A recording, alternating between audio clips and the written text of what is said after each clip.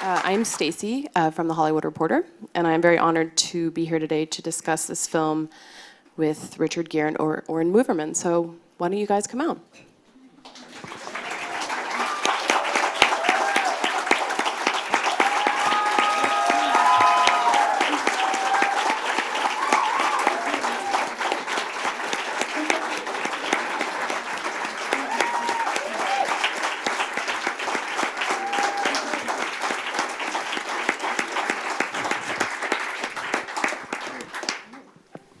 They like you. They really, really like you.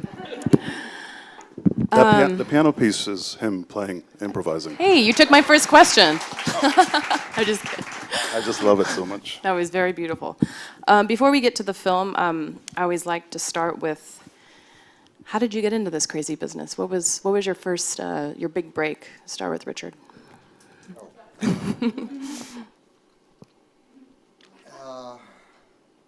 Maybe there wasn't just one. Actually, no, there were two moments. There were two moments. And is this mostly actors here? Yes. Is it all actors? Yes. All right. You're in a so safe you know place. These stories. So the first time was I was in college. I was at the University of Massachusetts, and I had auditioned for a... Yeah? Are you serious? And not UMass. Are you serious? How incredible. Okay, well, okay. You know Doris Abramson? No. Okay.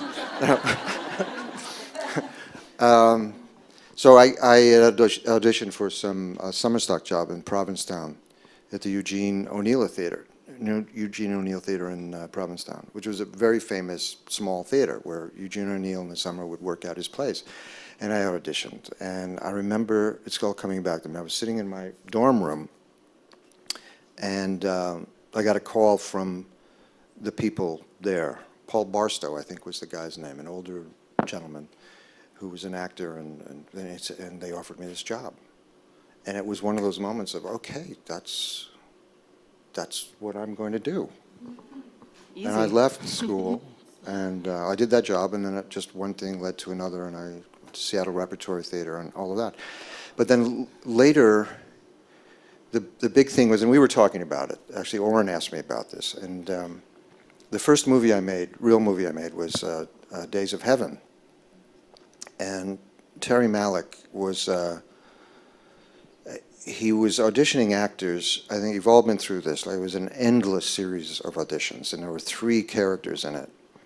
And he was trying to find the combination that worked, and it was trying, well, this actor and that actress, and with that actor and that actress, and this went on for 6 months. And I finally said, Terry, I can't do it anymore. I don't think anyone else can. You just got to make a decision, man. And I was in the Chateau Marmont. I was living in New York at that point, but I came out, and it was yet another audition for this.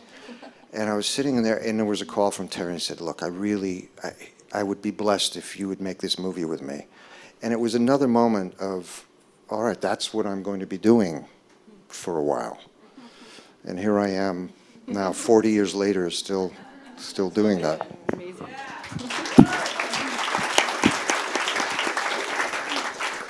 No small feat, as we all know.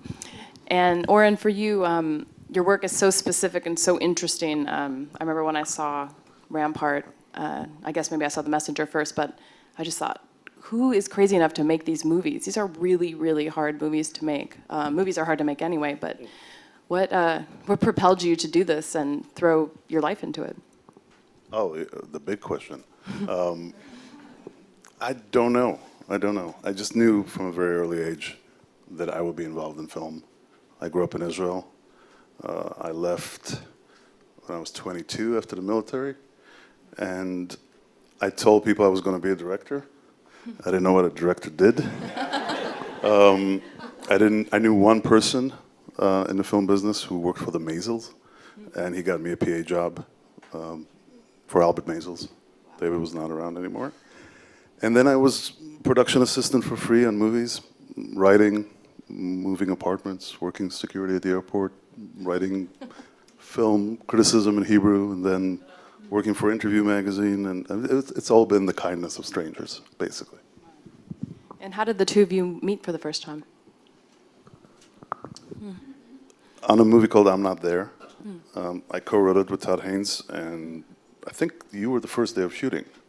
So I was there. This was the Bob Dylan movie. Right. Another There crazy movie, by There the were way. 28 of us who played Bob Dylan. And Richard showed up.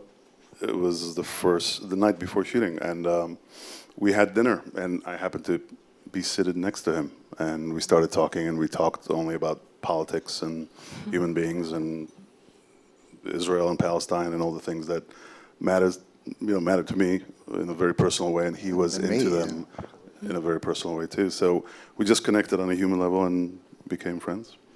I had actually known his work before, because he had been writing, co-writing, working on really interesting projects, like Jesus' Son and some other projects that I was not asked to do that, but some that I was offered and I decided not to do. But I always admired the scripts, and I really thought about them because there was such a high quality to them. The excellence was apparent.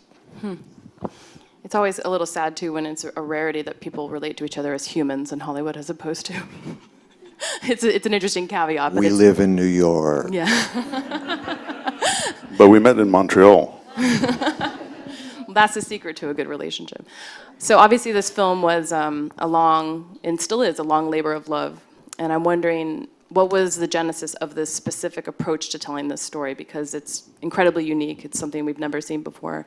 And stylistically as well. From whose brain did this first spring? Well, it was a tag team, basically, because I had the script for many, many years. And it was a script, it was written by a British writer. And he was writing a different type of movie than what I wanted to do. But there was a kernel of something that I thought was extraordinary and mysterious. And it kept coming back to me. So I ended up buying the script. And I didn't force it. I said, it's going to take me a while to figure out what to do with this.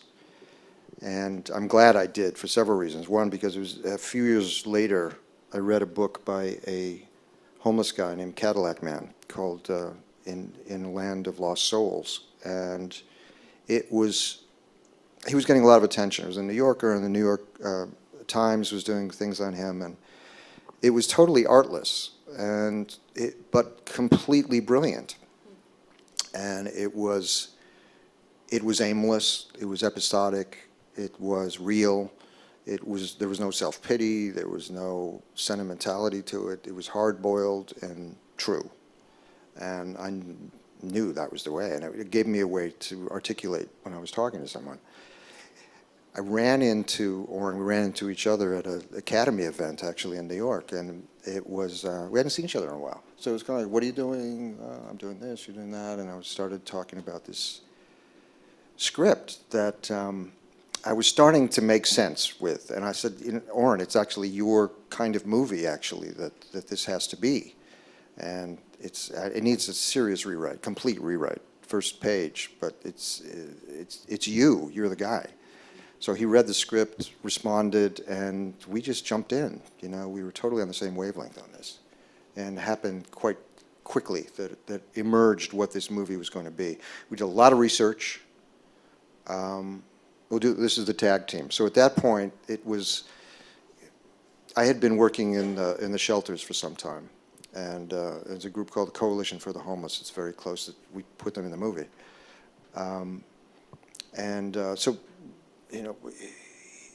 Oren works very much like me. He wants to know the world of his characters. And it's not, you don't go in going, well, I want to learn exactly that because that's what I'm going to do in the script. It's wide open. You just learn. You hang. You experience. You don't force anything. You work from dreams. So I'll hand it over to you, how you evolved it at that point. Well, the research became the movie. Richard took me to homeless shelters, introduced me to people who work on all sides of the issue, administrators, clients, guards. We saw a lot of things, talked to a lot of people. And after a while, we realized that the process that people are going through and going into homelessness would be the movie. And it's not going to be a backstory about a guy who had all these things happen to him so you can say, well, if you didn't do this, then it wouldn't be like that. It would be completely open, completely left for interpretation, and the goal of the movie, and we never articulated it that way, it was never like one goal of the movie, but I think looking at it now and kind of reflecting back, one of the goals of the movie is to just make eye contact and to sort of recognize the humanity of a character. And so we started putting together strategies of how to do that, but without forcing a narrative, without forcing a conventional plot. Dramaturgy, I usually call it. Just yeah, there's no template for it. We just are. It's time out of mind. We're spending time, and like with any of us, we get to know each other through time. It's not through the facts. Facts don't take us really anywhere, and I don't think history really takes us anywhere. It takes us a little bit, but it doesn't go deep necessarily. So I think it's something that Oren does incredibly well. Is finding the minutia that allows us to spend time with characters and their minds and their hearts and to see the mystery of them aside from the empirical facts of them. Right. And I was going to actually use that word, minutia. It's so interesting. I've never seen such an intimate glimpse of the bureaucracy of being homeless, sort of the paperwork and the lines. And, you know, we see these people on the street and we think, that guy's lazy or that woman's lazy. It's like we have no concept what he or she is going through, and obviously that's why the movie works so well. But stylistically, when did you decide to, because I love the camera work, I love that you're in one building and you're in the building across the way and you're hearing, it made me really miss living in New York, the conversations and the music and... Come back. I'm trying. The cacophony and it's almost like you could smell the soup cooking and the lady's apartment, just all those things that make If we communal... could have done Smellorama, we would have, believe me. You got as close as you possibly can to doing that. But when did you decide that was going to be your way in? Because it really is, you know, for me, it's half of what makes the movie work is just that style. It was there from the very beginning. I mean, we spoke about this movie as a collection of photographs. We were looking at the photography of Sol Leiter, who's a early New York school of photography, a pioneer really in color. And we were going to tell the story from the point of view of the city. It wasn't going to be from his eyes. It was going to be about us, really, about the people watching the film and about the people on the edges of the screen, about all the stories that are happening. Because this is a movie, and we joked about it, that, you know, about a character you will notice if you look up from your phone. I mean, we're all busy and living a lot of narratives through our phones and through our lives and struggling, and everyone's in his own bubble. And what we wanted to do is call attention to all the layers, all the separations that exist between people that block us from recognizing the humanity of people around us and the stories around us and the need for attention. So it's sort of a technique that allowed us to throw Richard into live environments and not get recognized because there's not a camera there, and so people will not look him in the eye because everyone's so busy. But then also sort of visualize the idea and the emotions around him. So that was my next question. So was every scene essentially you existing in that world and you capturing it? Like, were the people walking by, were they extras, or were you actually capturing live city streets? These okay. live streets. We had no money. There's no way. There's no way. That was my suspicion, but I just wanted to make sure. No, I mean, we couldn't control anything on the streets. Now, I keep saying we grabbed stuff, we stole stuff, but there's actually something legally that you can do. You want to explain that? Yeah, I mean, it's very simple. Everything is... We did not steal anything. We stole it, all right. We stole did it. not steal anything. We have on record that you stole stuff, okay. It's all legal. No, it actually is. Everything is planned in the movie. We had permits for every location. We had double permits sometimes because we needed locations, and then we needed vantage points, other locations to shoot the location, to shoot the scene. But what you do is, since you're shooting in public and you can't stop traffic, you put a sandwich board out and a lot of words on it, and it says if you're walking past this line, then you're agreeing to be in this movie and all that stuff. And that's done all the time. Thousands of words, and the print is like all this. And no one in New York is going to stop to read that. It's still legal. But what they still read it. They did blah blah blah blah. I'm sure the lawyers must have loved that. No, but what happened is at the end when we finish a scene, a sequence, the camera pans down from where we were down to that sandwich board to prove that it was there when we shot it. But then what happens, and everybody in New York is used to it, and they walk past the set and take a look. But we didn't have a visible camera. We were hiding the camera. So no one bothered to look, and no one paid any attention to Richard. And in all your research and interactions with people, whether actually homeless people themselves or people working to help them, what was the most common message that emerged from all those interactions? What is the through line of what all these people are going through, if there is just one? A through line of their problems? Or just the problem at large is sort of what is the narrative that emerged from all of these The conversations? narrative is that we don't believe we're all in this together. That's it. It's as simple as that. Are we in it together or are we not? And that's the dividing line of everything in our lives. Everything.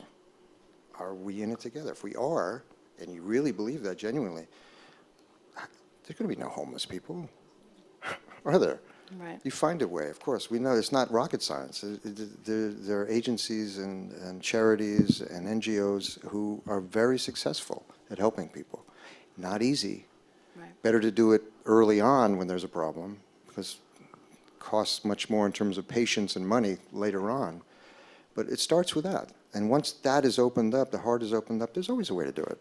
You know, it can happen. But that's the dividing line for all of us in every situation. Are we in this together or not? Powerful. Is there an individual you spoke to, either of you, who had a story that has really stuck with you? Someone who changed the face of homelessness, you know, maybe the notion that you had in your mind before you spoke to him or her, just someone whose narrative still sticks with you today? I'll just share one, because we're talking to actors here. But there was, in one of my research days, I was hanging around 7 o'clock at Bellevue, where we actually shot, by the way. The scenes in Bellevue are actually in Bellevue. No one has ever shot in there before.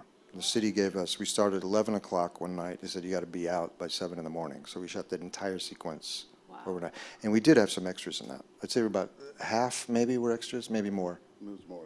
A little more than half. Incredible extras. I mean, I was just blown away at how real and wonderful they were. The way they looked, behaved, they were awesome, awesome. So one of my research times, I'm there, people are checking in like 7:30. If you don't get in by 7:45, you're not allowed in for the night. So they start to trickle in about that time. And I was kind of blending in. And I heard a voice say, Richard. And I thought, oh, you know, I'm busted. And I kind of sheepishly looked over and I said, you remember me? And I said, no, help me out, man. I was a kid about 26, 27 years old. He said, I was in such and such a movie with you. I said, oh my God, yeah, of course, how are you? What's happened? I said, he said, I don't know, I just kind of lost it. And I can't pay my rent, and so I live here now. And it was one of us. It was us. You know, all of us. I mean, I'm a big shot. I got money and everything. I ain't that far away from falling off a cliff. We all are. And that really struck me. I just made a movie with that guy. Wow. It's amazing. How about you, Oren? Was there someone you met in your research? There were a lot of them. I mean, I think that the first shot, look, it's very rare in life when someone invites you to go on a journey and change your life. And that's what this man did for me, unbeknownst to me. Taking me into the shelters, which was the first step in this process, was really eye-opening, because I lived close to Bellevue for a long time. I didn't even notice it was there. And I'm not saying it to, confess my sins or to make anyone feel guilty. I think it's very natural, the way we live. It opened my eyes to a world that I've never seen, and that's one of the things that the movie is trying to do. But walking into the shelter, I was shocked because there were so many kinds of people. There were people in suits. There were people on computers. There were people on phones. There were people who looked completely destitute. There were people who are clearly suffering from mental illness, substance abuse. There were so many types of people, and you realize that really the story of anyone is a few steps away from something going off the rails. And I think that was the most powerful first impression that I had. And then the stories that we heard really made their way into the movie. Almost everything in the movie is some sort of combination of collecting these little pieces of stories. And how much, you talked about the script earlier, how much of the script actually stayed on the page and is what you said, or was there a lot of morphing and improving along the way? Because it feels so natural that I'm watching it thinking, could this have actually been on paper? It just feels like it's just unfolding. And We might have most two natural. different answers to that. I mean, he wrote a brilliant script, but the way Oren writes, there's space. And the way he works, there's space. You know, it's not important to get the line right. Sometimes, you know, he writes a great line, and you want to get the line right. Maybe you should go for a walk when I talk about it. And, but a lot of it too, a lot of the language in this it's good, it's important, but in some level, it's a space holder. A lot of the people talking, it's just talking. And words come out and you kind of, but something, it's just like, it's just, yeah, blah, blah, blah, blah, but the movie's seeing something else. It's hearing something else than what the language is. And I don't think, I've never worked with someone who wrote a screenplay like this before. I mean, this is really a delight to work in a way that's not dependent on language, but you have to know where you are all the time as an actor in this story. You can't get off track, and it's very delicate. It's very easy to blow it for an audience and go, that was false. Oh, that was off. It's a really delicate tightrope walk that we're doing with this. Within language, within the limitations that we gave ourselves of these, the camera's not moving. You know, if I walk out of a shot, he can't adjust with the dolly to make it fit. I'm out of the shot. But we ended up liking those things. Yeah. You're sort of in and out of a lot of frames, which I really like, which feels like life. We're not always in the middle Exactly. of whatever Yeah. we're looking at. I mean, my answer is a little different, but not a lot. I mean, I work as a screenwriter, so I'm very suspicious of screenplays. I don't trust them because I know they have the purpose of creating a blueprint for a movie, but they also have a business purpose and they have a whole other side of it. So sometimes a screenplay has to take a certain kind of shape in order to get a movie made. But I would hate to follow that line and sort of shoot the screenplay as written. I also happen to suffer from an acute love of actors. And I'm in awe of actors, and I'm not saying it, I say it everywhere, and I'm not saying it just because I'm here. But since you all are actors, you should know. And so I'm in awe of actors. I want to see what they do. I want to see them act, and I don't want to program anything. And I think the casting is the biggest part of the job in sort of finding the people who are interesting as interpreters of roles. I always say to actors when I meet with them for a role, I'm not looking for you to nail something that's on the page. That's boring. That was already in my head, and I'm already bored with it. But I'm really interested in seeing how you interpret it, what you bring to it. And we do a lot of talking about everything but the role. But we do talk about the role, but we talk about personal life, and we bring things from our own lives into the characters. The Ben Vereen scene where he shows his tattoo on the back came because he showed me that tattoo in a restaurant and told me about it, and it was like, that's in the movie because that made sense. So we keep going organically, and we never rehearse. You know, we go into a scene and we sort of know more or less what the scene is, but we find it and we react to it, and slowly it grows, and you sort of find out what the movie is. I'll tell you a little story about that. Here's a way, every director has a way of basically telling you that sucks. And some will say it sucks.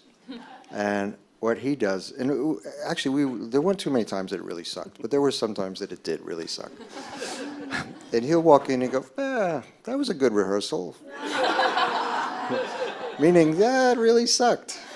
That really sucked. Very to the point. It's great. And by the way, how long was the shoot? I was very curious about that. 21 days. I was thinking around 20. That was my guess. Okay. Wow.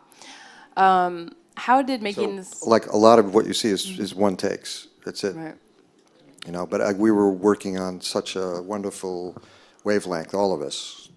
Camera, obviously Oren, me, the other actors, that it really flowed. You know, early take, one take it was there.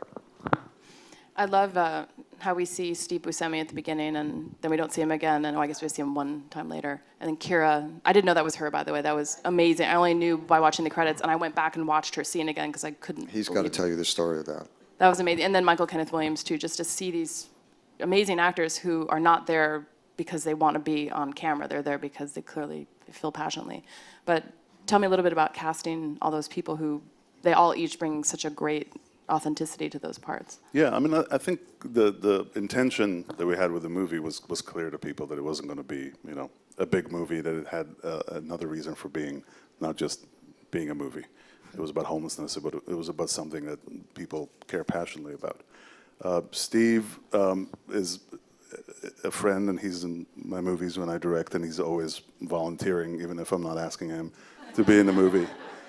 Basically read the script as a friend and just said, let me play that guy. And I said, it's really small and you're not going to be on screen. And I started even panicking a little and telling you, maybe we should add a scene somewhere he runs into him, because you're going to put Steve Buscemi in a movie for 3 minutes and that's it. And he said, no, I just want to do it. I want to be a part of it. He's such a humanitarian. Yeah. He's an amazing guy. Amazing guy. And that was kind of the spirit with everyone coming in. Kira, her role was tiny. It wasn't even this. It was 3 lines maybe. They run into each other. They have a couple of words, and spend a night together, and that's it. And she said, "I want to do it. Let me try to do it. I want to play with how she looks and how she sounds." And she went out and she interviewed homeless women, and she met one woman who told her this story about herself, and just went on. And she really liked the way she expressed herself and her voice and her intonations. And so we met, and she told me about this woman. I said, oh, that sounds really great. Maybe we can do something with it. And she said, well, actually, and she pulled out a notebook, and all the lines that this woman was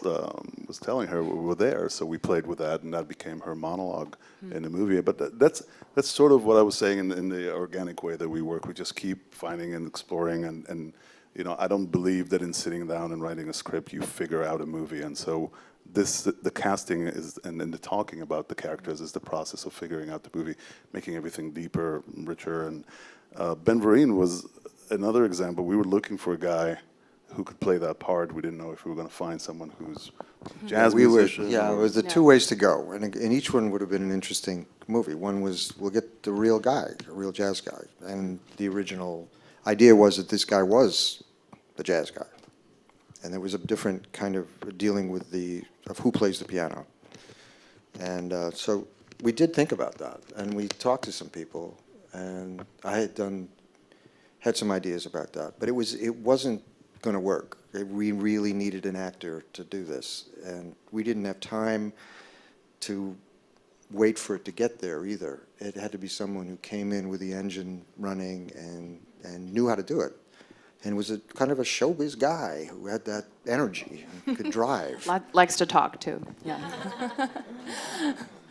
I think when we all watch this, we recall the moments where we've walked by people who are homeless or people we're perceiving as homeless, and we feel really guilty. I should be helping that person. I gave a couple dollars to a lady a few weeks ago in Burbank, and I thought, oh, my good deed is done for this month. But it's so ephemeral, and it's sort of, what is that act doing? And I'm wondering, what do we do to help when we come across those people? And in LA, you can avoid them, and in New York, you can't. And I think there's something special about that. You are confronted with it. Here, you can really just go through your life and never see someone. Right. That's the thing, is that we're not a pedestrian community. In New York, for better or worse, you can't escape anything. The first shot that we did, and I went through my whole thing of, is this concept going to work? And I'm out there panhandling on a corner in Astor Place. And when I relaxed into it, and I wasn't self-conscious there, I was able to see people go through those mental changes 2 blocks away. Homeless guy, he wants some money. I don't want to give him any money. All right, I'm guilty. I'm going to give him some money. How much are you going to give him? I'll give him $1. I don't want to give him $1. I'll give him $5. No, I can't. I don't want to give him anything. He's making me feel guilty. I'm angry with him. Fuck him. And that's in the echo chamber of their own projections. And I could, thousands of people, I could see them come by me and not make eye contact and give me nothing.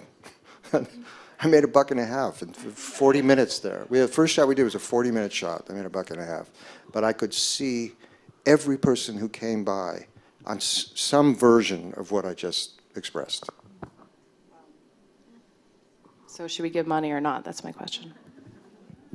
Yeah, you should. I don't care how poor we are. You can have a roll of $1 bills. You give a $1 bill. and you look them in the eye and you think, just think, you don't have to say it, I wish you happiness. Just think it. Look at them. You never know how that could I wish change you their day, happiness. too. Just hearing that from someone. It's about Don't say it. contact. Don't even say it. Just think it. It's psychically, it's more meaningful.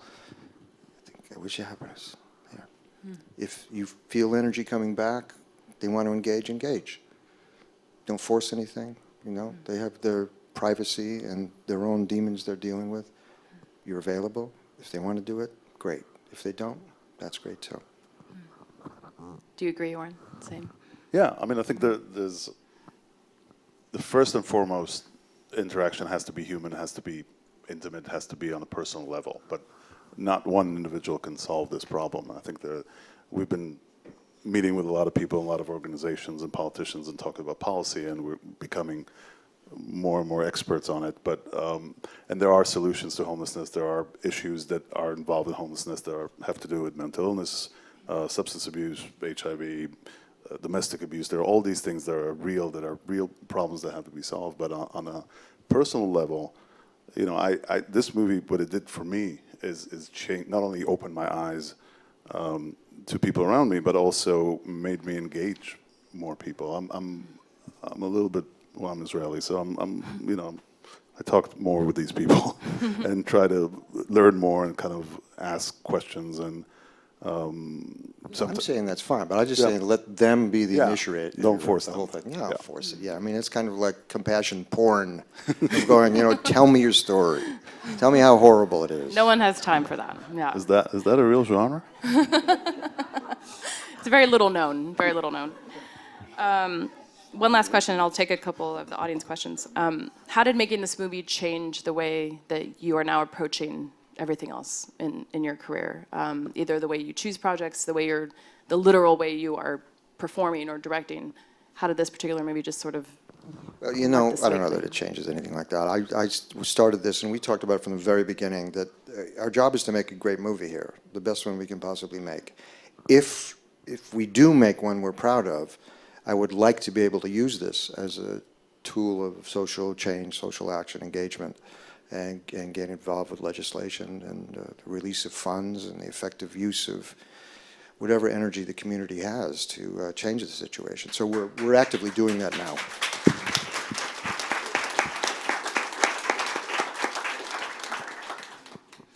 Oren? I don't know. I mean, I think it's a real problem for me making a movie like this because of everything that he said. Because all of a sudden, I'm getting these very strange, uncomfortable feelings of being able to do something about something. Scary. And it sets the bar at a place where now you're thinking, well, so if I do get to make another movie, because you never know, you know, does it have to be that? What's the Does it- social what's- action component How of the how movie? will I try to change the world with that? Which is, it's very dangerous.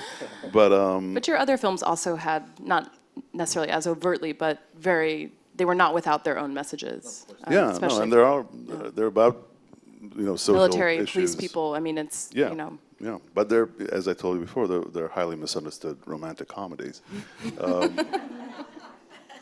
very, very misunderstood. Very much so. Yeah, so it just keeps me going in sort of searching for things that have meaning and could have some impact. We have a lot of actually very good questions from the audience, so I'll do a couple now. This is from Jessica for Richard, and she would like to know, at this point in your career, what is your process for choosing roles, and is this process different from when you started acting? Yeah, I mean, in the end, I don't think it's changed. I mean, I can't do it unless there's something, we're all actors here, you can't do it unless you've fallen in love somehow. And what is falling in love? Why do you fall in love with that person? I don't know, you just fall in love. And it's something, you read a script in a situation, you meet the people, and I go, yeah, I mean, I feel it. I can work here. My creativity is moving, my blood is moving, my mind is moving, the mystery inside of me is moving. And if that's not there, I can't work. And even the times that it wasn't there initially, I worked to make it there, which ended up being some of my biggest movies were ones that weren't really there until we rewrote them and did something with them and shook them up or did But they something. were edited very well, right? Yeah. Well, it started from the script. It started from Right. the script. Right. It all starts from the script. Right. If it's not there, again, if you don't fall in love at that level, you can't do it. The movie business has changed so radically that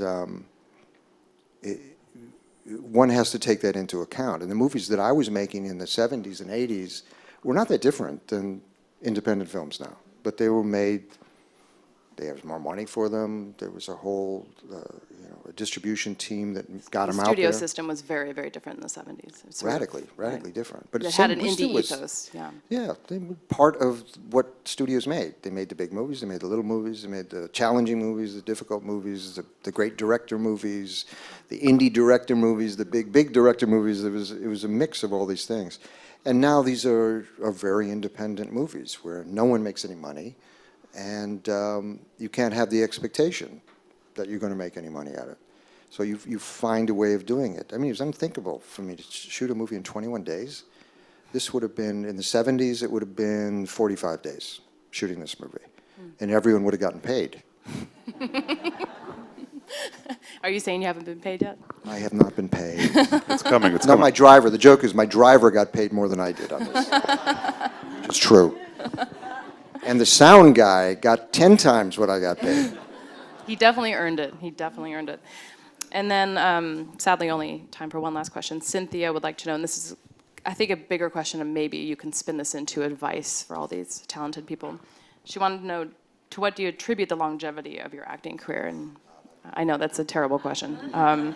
But is there that piece of advice that you feel has carried you through?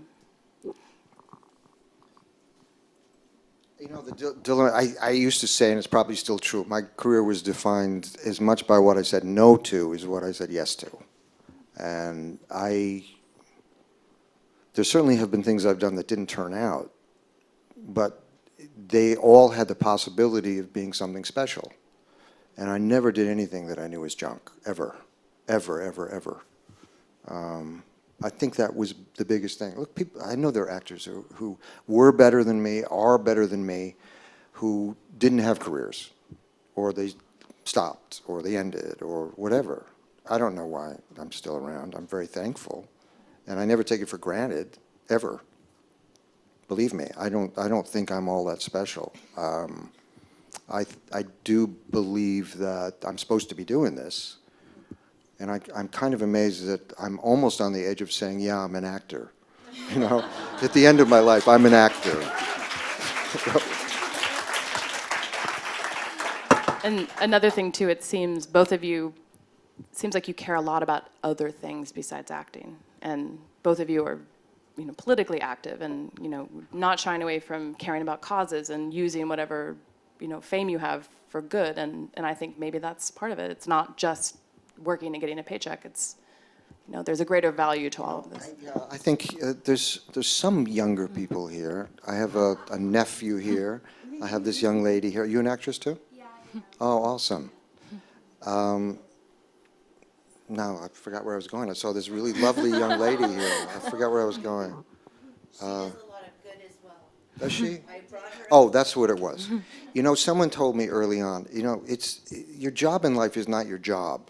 Your job is to make yourself, a human being and make yourself an interesting human being. And if you are an interesting human being and you remain curious and you're always learning, you're probably going to have something to give to these parts that you're playing, And then maybe if you're really lucky and your karma's right and whatever, you can actually make a career out of this. But that's not the important thing, because the important thing is to make a human being that you're proud of. And in that process, then everything is possible. She and her sister.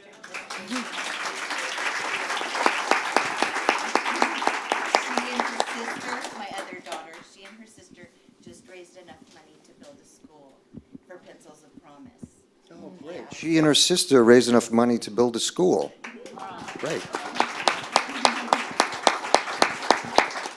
That's important. That's great.